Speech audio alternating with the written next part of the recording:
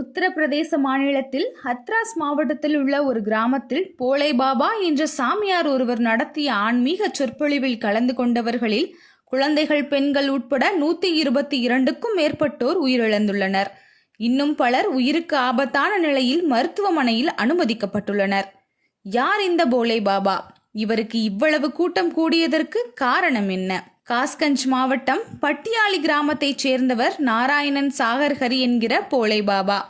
இவர் 18 ஆண்டுகள் காவல்துறையில் பணியாற்றி விருப்ப ஓய்வு பெற்று சாமியாராக மாறினார்.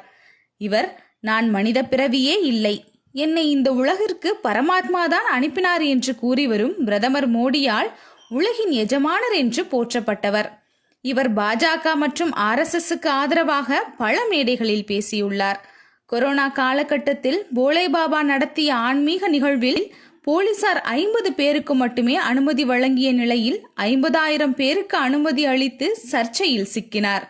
இதன் தொடர்ச்சியாக இன்றும் அவரது நிகழ்விற்கு போதுமான முன்னேற்பாடுகள் ஏதுமின்றி, மக்களின் பாதுகாப்பை பற்றி சிறிதும் கவலையின்றி மக்களை அதிக அளவில் கூட அனுமதித்துள்ளார்.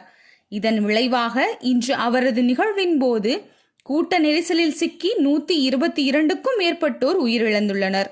ஏராளமானோர் சிகிச்சைக்காக மருத்துவமனையில் அனுமதிக்கப்பட்டுள்ளனர்.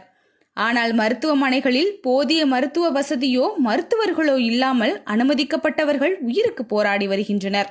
மருத்துவமனையில் உயிரிழந்தவர்களை கூட எடுத்து செல்ல ஆம்புலன்ஸ் வசதி இல்லாததால் டிம்போ வாகனங்களில் இறந்தவர்களின் உடல்களை ஏற்றிச் செல்லும் அவலம் அரங்கேறி வருகிறது.